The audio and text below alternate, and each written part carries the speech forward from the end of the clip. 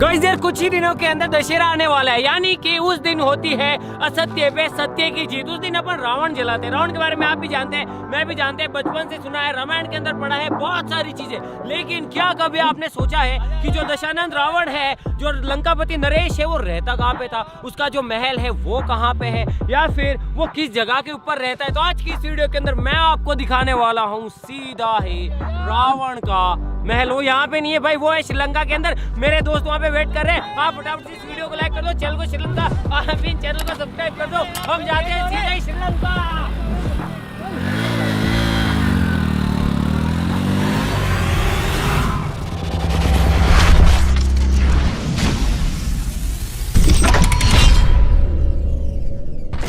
Guys यार जहाँ पे हम रहते हैं वहाँ से जो रावण का महल है उसकी दूरी है लगभग 2800 किलोमीटर। लेकिन जिस जगह पे अभी हमें यहाँ से बस कुछ ही कदमों का दूर है जो रावण का महल है वो जगह, और ये जो रास्ता है ये सीधे जाता है रावण के महल को। चलो चलते हैं। तो गाइस यार ये पहुँच गए हम सिगिरिया, और यहाँ पे है रावण का महल। जी हाँ गाइस, हम लंका के अंदर है, लंकापति की नगरी के अंदर। तो गाइस यार गाड़ी को यहीं पे पार्क करना पड़ेगा आई थिंक। तो गाइस यार ये फाइनली हम आ गए लंका के अंदर। गाइस यार वो जो आप गेट देख रहे हैं वहाँ से इसकी एंट्रेंस है, और ये जो चीज़ आप देख रहे हैं ये देखो, ये महल के चारों तरफ बनाई गई थी। यानी कि इसके अंदर बड़े बड़े मगरमच्छ रहा करते थे, और कोई भी दुश्मन आता था तो उसको यहीं से जाना पड़ता था। वो ऐसे पार करके नहीं जा सकता था, अगर जाता तो मगरमच्छ खा जाते। चलो अब लंका के अंदर चलते हैं, आ जाओ। ये है रावण के महल की एंट्रेंस, आ जाओ। गाइस यहाँ पे जो महल, जो भी संरचनाएं हैं ये बिल्कुल वैसी तो नहीं है जैसे कि आज से सदियों सालों पहले थी, क्योंकि चीज़ें टूट गई है वापस। में भी रावण ऊपर रहा करता था, और बाकी जितनी भी प्रजा है या फिर उसके जितने भी लोग हैं वो इधर रहा करते थे। ये देखो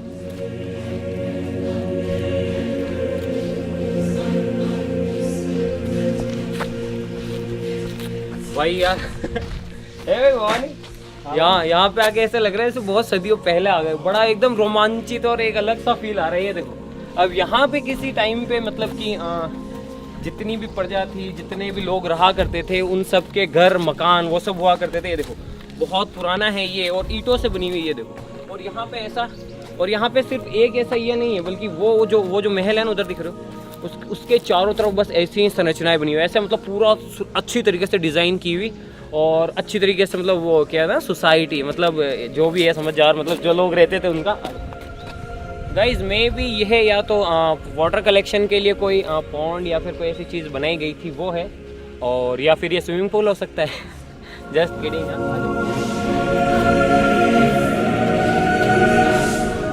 गाइज अब चलते हैं सीधा ही रावण के महल की तरफ, लंकापति नरेश के महल की तरफ। और यार बहुत बड़ी चट्टान है यार ये, और इसके ऊपर कभी आई थिंक महल हुआ करता था। और कहानियाँ ये कहती हैं, यहाँ के लोग ऐसे कहते हैं कि पहले जो है कोई राक्षस हुआ करता था, उस राक्षस ने ही जो है ये चट्टान बनाई थी, और ये चट्टान पहले सोने की हुआ करती थी, ऐसा कहा जाता है। लेकिन जो कुछ भी हो यार, अगर वैसे ना देखा जाए, अगर इस तरीके से देखा जाए तो भी एक चट्टान है इतनी बड़ी। उधर देखो उधर यार पूरी एक ही चट्टान है, बहुत बड़ी। आ जाओ गाइज, ये हम अभी एंटर कर रहे हैं महल के अंदर। आप देख सकते हैं कि कुछ इस तरीके की सीढ़ियाँ थी। मेरे हिसाब से यहीं से दरबार सस्ता होगा। गाइज देख रहे हो, कमाल है यार, सही में कमाल है। ये देखो मतलब इतनी भारी भारी चट्टानों को काट के बनाया गया था यार। ये काम पक्का असुरों का ही होगा, राक्षसों का। कमाल है ना भाई, पूरा साम्राज्य था यार यहाँ पर। तो मैं तो सोच रहा था कोई छोटा सा होगा, कुछ होगा, लेकिन नहीं, सबकी व्यवस्था थी मेरे हिसाब से। राजा इधर रहेंगे, ऊपर इधर मंत्री वगैरह रहेंगे, नीचे प्रजा रहेगी, वैसा कुछ।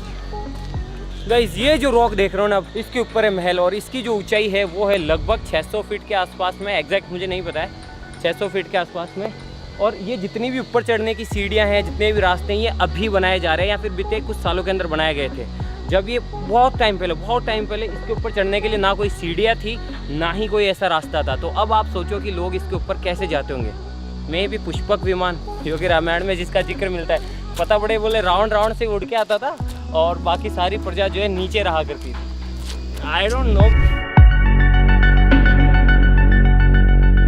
गाइस हम थोड़ा सा और ऊपर आ गए, और अब ये देखो, ये है राक्षस के पंजे। एक इस साइड में है, आ जाओ आ जाओ। एक इस साइड में है, कुछ लोग इससे शेर के पंजे बोलते हैं और कुछ लोग राक्षस के। और बीच के अंदर आप देख सकते हैं कि रास्ता है और इधर की तरफ मेरे हिसाब से बहुत सारी पब्लिक है। तो इधर की साइड के अंदर में भी कोई सभा होती होगी तो प्रजा बैठती होगी। रावण इधर से आता होगा, देखो ऐसे।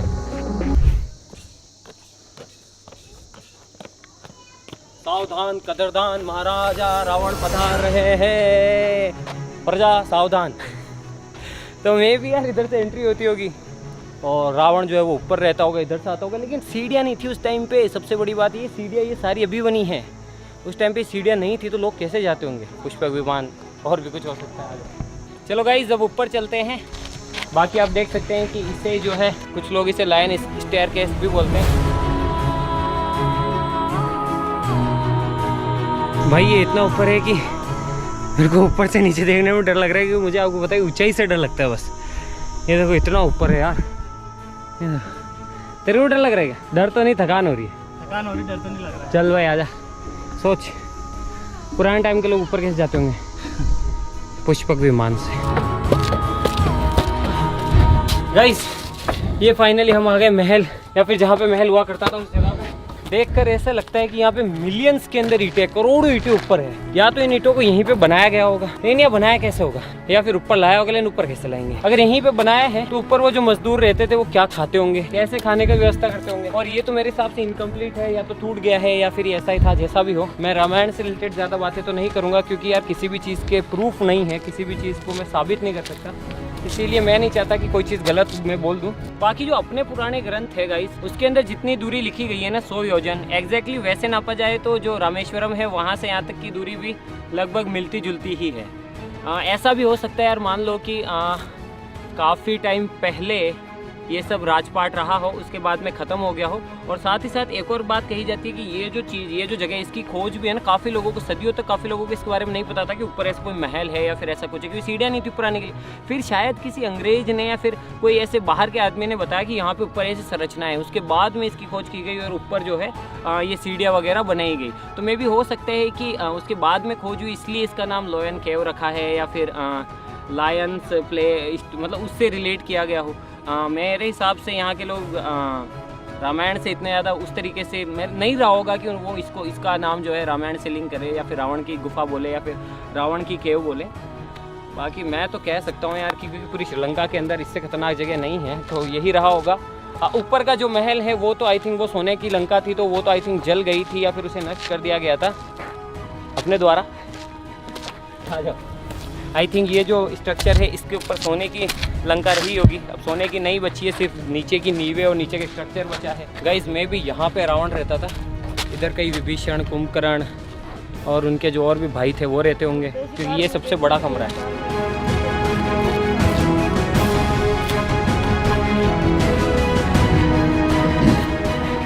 गाइस मैं अभी भी क्लेम नहीं करता हूँ या फिर स्पष्ट रूप से ये नहीं कहता हूँ कि ये रावण का ही महल है या फिर रावण की ही गुफा है या फिर रावण की ही केव है, बिकॉज यार किसी को नहीं पता है एक्चुअली में। जो यहाँ के लोग बोलते हैं, जो मैंने टूर गाइड से बात की या फिर इंटरनेट पे जो डेटा है, मैं भी उसी के हिसाब से बात कर रहा हूँ।